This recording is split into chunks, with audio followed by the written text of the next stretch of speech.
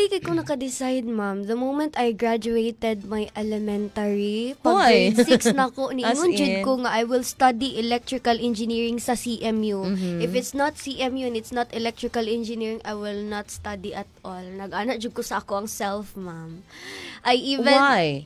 I don't know, naagid siya something in me nga kanang ginapul and I can't even speak out the reason. Murag naagid siya sa ako ang heart and always been kay kanang ako kay I'm so very strong yun nga kanang gina-prove gid nako nga unsa ang mahimo sa lalaki kay mahimo gihapon sa women and ladies. And electrical engineering before then was a man nga kanang job.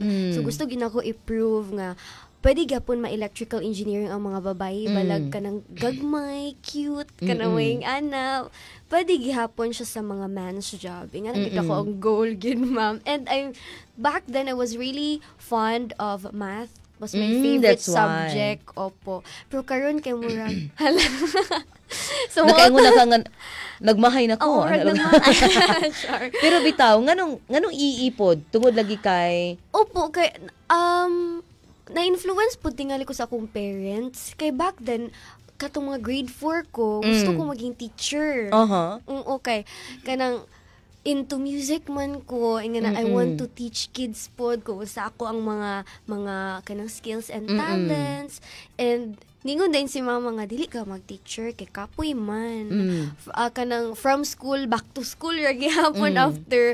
So mo to ni siya nga you should try engineering and work nag-search din kung nakita din ako ang electrical work. Intriguing siya sa ako.